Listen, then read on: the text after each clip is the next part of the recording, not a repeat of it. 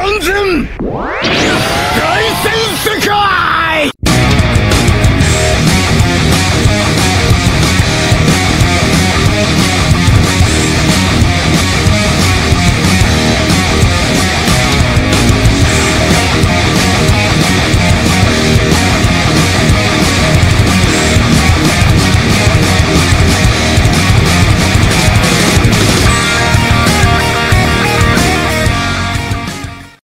Salut à tous, et j'ai quelque chose à vous dire.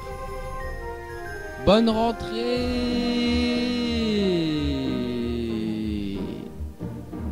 J'espère que vous avez passé une bonne rentrée. Bon, maintenant, passons à One Piece. Aujourd'hui, nous allons traiter est-ce que Sanji a-t-il été délaissé par Oda?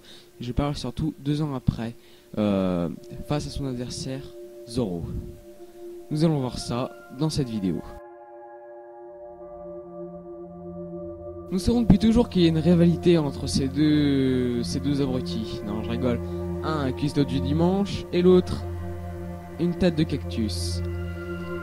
Ils ont été, avant l'ellipse, mis sur un même piédestal par Monsieur Oda, je rappelle le créateur de One Piece, si vous ne le savez pas. Dire à Enies Lobby, Sanji a eu le magnifique Diable Jump et Zoro, l'étrange Ashura. Oda a vraiment voulu nous les mettre sur un même pied d'égalité.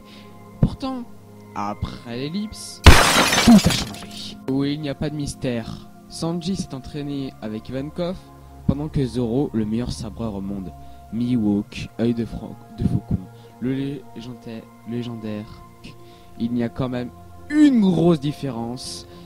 Et c'est peut-être pour ça que Zoro est plus mis en avant. Je veux dire, il a eu l'entraînement avec le meilleur sabreur, et Sanji avec une simple révolutionnaire travestie. N'y a-t-il pas injustice pour Sanji? À savoir que je suis Zoro. Je préfère Zoro à Sanji. Mais je trouve un peu injuste que Sanji se fasse un petit peu délaisser. Oui, certes à Whole Cake Island, il est remis en avant, mais moi je parle principalement, en tout cas je vais principalement parler de combat. Donc après l'ellipse, Sanji est délaissé, et cette photo est affreusement moche. Enlevez-la moi, monsieur. Merci.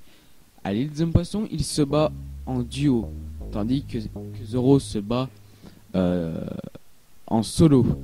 Et ça prouve quand même que là, Zoro voulait être plus mis en avant. Bon, après Zoro, il y a un combat de merde, tout comme Sanji. Mais Sanji, c'était quand même pire. Ensuite, Sanji, sur l'île des hommes poissons, a failli clamser à cause qu'il a signé du nez en voyant de trop bonnes filles, en fait. Les sirènes, voilà. C'est très humiliant pour Sanji, et les défenseurs de Sanji devaient être vraiment sur le cul. À Punk Hazard, au début, on n'était pas servi en termes de combat, que ce soit entre Sanji, Zoro ou les autres.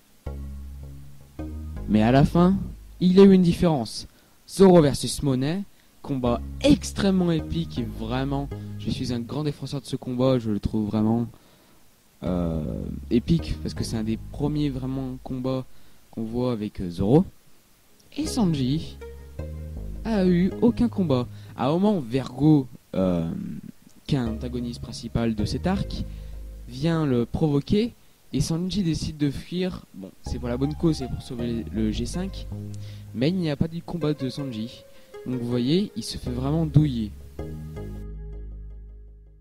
Vous devez le savoir, Sanji à Dressrosa part pour Zo. Mais Sanji lui affronte Pika. Le seul combat, c'est pas vraiment un combat parce qu'il achève pas, il dure 30 secondes, c'est contre Doflamingo. Et d'ailleurs, Doflamingo le félicite.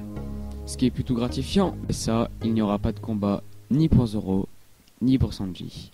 Et je ne peux pas juger Whole Cake, car il n'est pas fini. Alors, que pensez-vous de mon avis? Bien sûr, c'est subjectif, mais j'ai argumenté et j'espère que ces arguments vous plairont pour forger un véritable avis. Je ne vais pas vous enfoncer ça dans le crâne, mais sachez que pour moi, il est évident que Sanji a été un petit peu délaissé par Oda. Mais heureusement, Whole Cake, pas en termes de combat malheureusement, mais rehausse le tir. Donc, cette vidéo touche à sa fin. N'hésitez pas à partager, à vous abonner, à liker si le contenu vous a plu. Vraiment, c'est important. Si le contenu vous a plu, comme ça permettra de me référencer un petit peu et de me faire un peu évoluer. C'était LT One Piece. À la semaine prochaine. Salutations.